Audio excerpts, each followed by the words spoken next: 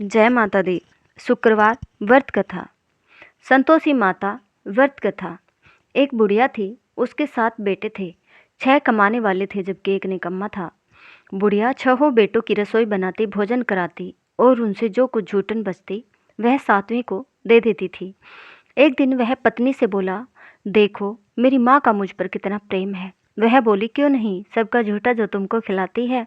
वह बोला, ऐसा नहीं हो सकता है, मैं जब तक आंखों से न देख लूं मान नहीं सकता। बहू हंसकर बोली, देख लोगे तब तो मानोगे। कुछ दिन बाद त्योहार आया। घर में 7 प्रकार के भोजन और चूरमे के लड्डू बने।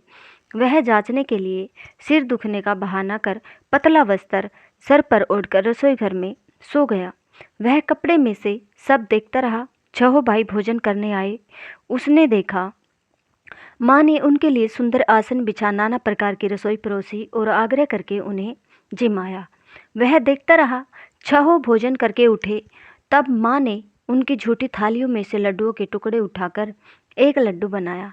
झूठन साफ कर बुढ़िया माँ ने उसे पुकारा, बेटा 6 भाई भोजन कर गए, अब तू ही बाकी है, उठ, तू कब खाएगा। वह कहने लगा, माँ मुझे भोजन नहीं करना, मैं अब परदेश जा रहा हूँ।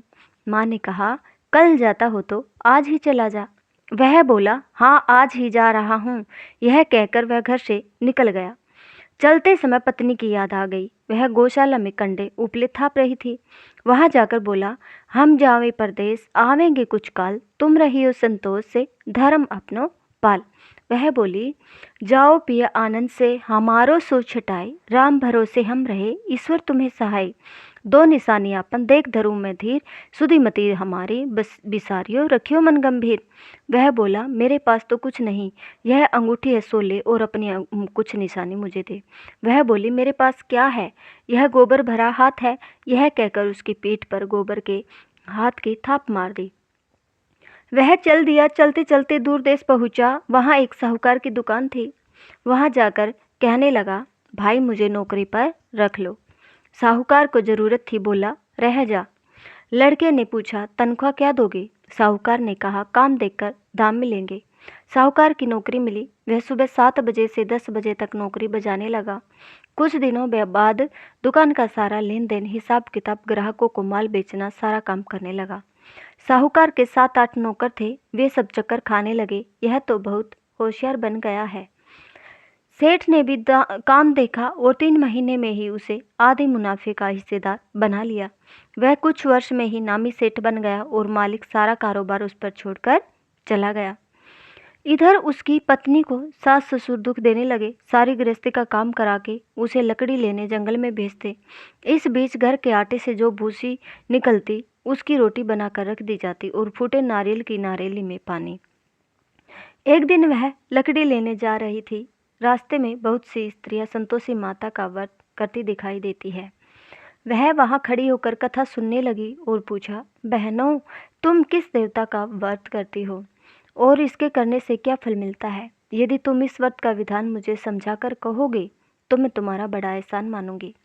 तब उनमें से एक स्त्री बोली, सुनो, यह संतोषी माता का व्रत है। इसके करने से निर्धनता दरिद्रता का नाश होता है और जो कुछ मन में कामना हो सब संतोषी माता की कृपा से पूरी होती है।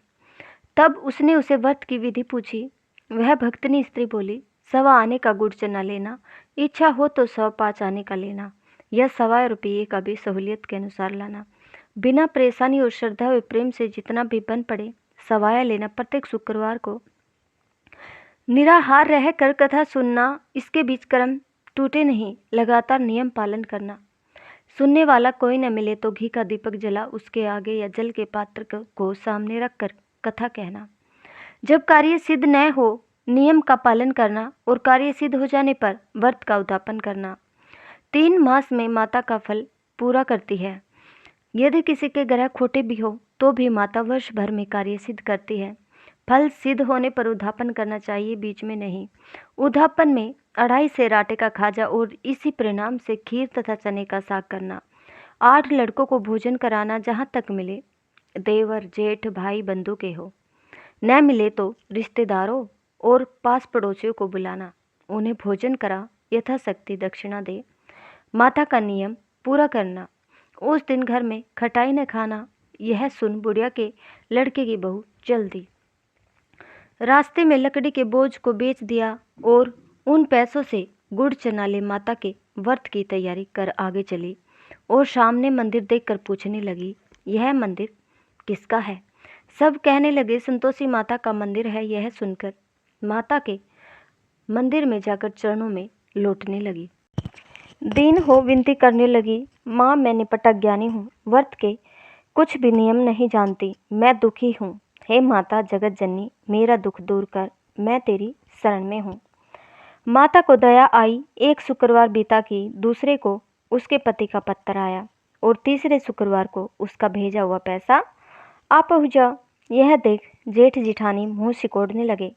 लड़के ताने देने लगे, काकी के पास पत्र आने लगे, रुपया आने लगा, अब तो काकी की खातिर बढ़ेगी। बेचारी सरलता से कहती है, भैया कागज आवे रुपया आवे, हम सब के लिए अच्छा है। ऐसा कहकर आंखों में आंसू भरकर संतोषी माता के मंदिर में आ मातेश्वरी के चरणों में गिरकर रोने लगी। माँ मैंने तुमसे पैसा कब मांगा है? मुझे पैसे से क्या काम है? मुझे तो अपने सुहाग से काम है माँ, मैं तो अपने स्वामी के दर्शन मांगती हूँ। तब माता ने प्रसन्न होकर कहा, जा बेटी तेरा स्वामी आएगा। यह सुनकर खुशी से बावली होकर घर में जा काम करने लगी। अब संतोषी माँ विचार करने लगी, इस भोली पुत्री को मैंने कह तो दिया कि तेरा पति आएगा, लेकिन कैसे? वह तो इसी सोपन में भी कभी याद नहीं करता है, उसे याद दिलाने को मुझे ही जाना पड़ेगा। इस तरह माता जी उस बुढ़िया के बेटे के पास जा सोपन में प्रकट हो कहने लगी, साहूकार के बेटे सो रहा है या जागता है? वह कहने लगा, माता सोता भी नहीं जागता भी नहीं हूँ, कहो क्या आज्ञा है। माँ कहने लगी, तेरे घर बार कुछ है कि नहीं? वह बोला, मेरे पास सब कुछ है माँ, बाप है बहू है, क्या कमी है? माँ बोली, भोले पुत्र तेरी बहू घोर कष्ट उठा रही है, तेरे माँ बाप उसे परेशानी दे रहे हैं, वह तेरे लिए तरस रही है तो उसकी सुध ले। वह बोला, हाँ माता जी यह तो मालूम है, परंतु जाऊं तो कैसे जाऊं? परदेश की बात है, लेन देन का कोई हिसाब नहीं है, कोई जाने का रास्ता ही नज़र नहीं आता। माँ मैं कैसे चला जाऊं? माँ कहने लगी, मेरी बात मान, सवेरे नहा धोकर संतोषी माता का नाम ले, घी का दीपक जला, दंडवत कर दुकान पर जा बैठ। देखते देखते सारा लेन देन चुक जाएगा, जमा का माल बिक जाएगा, सांझ होते होते धन का भारी ढेर लग जाएगा। अब बूढ़े की बात मानकर वह नहा धोकर संतोषी माता को दंडवत, घी का दीपक जला, दुकान पर जा बैठा। थोड़ी देर में देने वाले रुपया लाने लगे, लेने वाले हिसाब लेने लगे, कोठे में भरे सामान के खरीदार नगद दाम दे सौदा करने लगे। शाम तक धन का भारी ढेर लग गया। मन में माता का नाम ले चमत्कार देख प्रसन्न हो घर ले जाने के वास्ते गहना कपड़ा सामान खरीदने लगा। यहाँ काम से निपट तुरंत घर को रवाना हुआ। उधर उसकी पत्नी जंगल में लकड़ी लेने जाती है। लौटते वक्त माता जी के मंदिर में विश्राम करती है। वह तो उसके प्रतिदिन रुकने का जो स्थान ठहरा। धूल उठती देख वह माता से पूछती है, हे माता यह धूल कैसे उड़ रही है? माता कहती है, हे पुत्री तेरा पति आ रहा है, अब तू ऐसा कर लकड़ियों के 3 बोझ बना ले, एक नदी के किनारे पर रख और दूसरा मेरे मंदिर पर और तीसरा अपने सिर पर। तेरे पति को लकड़ियों का गट्ठर देख मोह पैदा होगा, वह यहाँ रुकेगा, नाश्ता पानी खा खाकर माँ से मिलने जाएगा।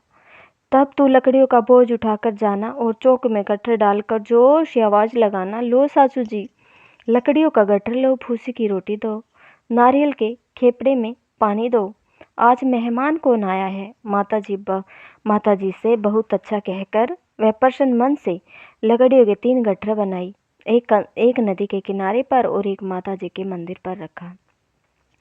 इतने में मुसाफिर आ पहुंचा। सूखी लकड़ी देख उसकी इच्छा उत्पन्न हुई कि हम यहीं पर विश्राम करें और भोजन बना खा पीकर गांव जाएं।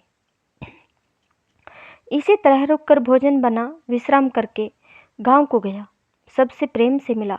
उसी समय फिर सिर पर लकड़ी का गट्ठर लिए वह उतावली सी आती है। लकड़ियों का भारी बोझ आंगन में डालकर जोर से 3 आवाज देती है। लो सासू जी, लकड़ियों का गट्ठर लो, भूसी की रोटी दो, आज मेहमान कौन आया है। यह सुनकर उसकी सास बाहर आकर अपने दिए हुए कष्टों को भुलाने हेतु कहती है, बहू ऐसा क्यों कहती है, तेरा मालिक ही तो आया है। आ बैठ, मीठा भात खा, भोजन कर, कपड़े गहने पहन। उसकी आवाज़ सुन उसका पति बाहर आता है। अंगूठी देख व्याकुल हो जाता है। माँ से पूछता है, माँ यह कौन है। माँ बोली, बेटा यह तेरी बहू है। जब से तू गया है तब से सारे गांव में भटकती फिरती है। घर का काम काज कुछ करती नहीं, 4 पहर आकर खा जाती है। वह बोला, ठीक है माँ, मैंने इसे भी देखा है और तुम्हें भी। अब दूसरे घर की ताली दो, मैं उसमें रहूँगा। माँ बोली, ठीक है, जैसी तेरी मर्जी। तब वह दूसरे मकान की तीसरी मंजिल का कमरा खोल सारा सामान जमाया। एक दिन में राजा के महल जैसा ठाट बाट बन गया। अब क्या था, बहू सुख भोगने लगी। इतने में शुक्रवार आया। उसने पति से कहा, मुझे संतोषी माता के व्रत का उद्यापन करना है। पति बोला, खुशी से कर लो। वह उद्यापन करने की तैयारी करने लगी। जिठानी के लड़कों को भोजन के लिए कहने गई। उन्होंने मंजूर किया, परंतु पीछे से जिठानी ने अपने बच्चों को सिखाया, देखो भोजन के समय खटाई मांगना, जिससे उसका उद्यापन पूरा न हो। लड़के जीमने आए, खीर खाना पेट भर कर खाया, परंतु बाद में खाते ही कहने लगे, हमें खटाई दो, खीर खाना हमको नहीं भाता, देखकर अरुचि होती है। वह कहने लगी, भाई खटाई किसी को नहीं दी जाएगी, यह तो संतोषी माता का प्रसाद है। लड़के उठ खड़े हुए, बोले, पैसा लाओ। बोली बहू कुछ जानती नहीं थी। उन्हें पैसे दे दिए। लड़के उसी समय हट करके इमली खटाई ले खाने लगे। यह देखकर बहू पर माता जी ने कोप किया। राजा के दूत उसके पति को पकड़कर ले गए। जेठ जिठानी मन माने वचन कहने लगे, लूट लूट कर धन इकट्ठा कर लाया है, अब सब मालूम पड़ जाएगा जब जेल की मार खाएगा। बहू से यह वचन सहन नहीं हुए। रोती हुई माता जी के मंदिर गई। कहने लगी, हे माता, तुमने क्या किया। हंसा कर अब भक्तों को रुलाने लगी। माँ बोली, बेटी तूने उद्यापन करके मेरा व्रत भंग किया है। वह कहने लगी, माता मैंने कुछ अपराध किया है, मैंने तो भूल से लड़कों को पैसे दे दिए थे, मुझे क्षमा करो, मैं फिर तुम्हारा उद्यापन करूँगी। माँ बोली, अब भूल मत करना। वह कहती है, अब भूल नहीं होगी। आप बताओ वे कैसे आवेंगे। माँ बोली, जा पुत्री, तेरा पति तुझे रास्ते में आता मिलेगा। वह निकली, राह में पति आता मिला। वह पूछी, कहाँ गए थे। वह कहने लगा, इतना धन जो कमाया है उसका टैक्स राजा ने मांगा था, वह भरने गया था। वह प्रसन्न हो बोली, भला हुआ, अब घर को चलो। कुछ दिन बाद फिर शुक्रवार आया। वह बोली, मुझे फिर माता का उद्यापन करना है। पति ने कहा, करो। बहू फिर से जेठ के लड़कों को भोजन को कहने गई। जिठानी ने 1-2 बातें सुनाई और सब लड़कों को सिखाने लगी, तुम सब लोग पहले ही खटाई मांगना। लड़के भोजन से पहले कहने लगे, हमें खीर नहीं खानी, हमारा जी बिगड़ता, कुछ खटाई खाने को दो। वह बोली, खटाई किसी को नहीं मिलेगी, आना हो तो आओ। वह ब्राह्मण के लड़के लाकर भोजन कराने लगी। यथाशक्ति दक्षिणा की जगह 1-1 फल उन्हें दे दिया। संतोषी माता प्रसन्न हुई। माता की कृपा होते ही 9वें मास में उनके चंद्रमा के समान पुत्र प्राप्त हुआ। पुत्र को पाकर प्रतिदिन माता जी के मंदिर को जाने लगी। माँ ने सोचा, यह रोज आती है, आज क्यों न इसके घर चलूं। यह विचार कर माता ने भयानक रूप बनाया। गुड़ चने से सना मुख, ऊपर सूंड के समान होठ, उस पर मक्खियाँ भिन भिन कर रही थी। दहली पर पैर रखते ही उसकी सास चिल्लाई, देखो रे, कोई चुड़ैल डाकिनी चली आ रही है, लड़कों इसे भगाओ, नहीं तो किसी को खा जाएगी। लड़के भगाने लगे, चिल्लाकर खिड़की बंद करने लगे। बहू रोशनदान में से सब देखती रही।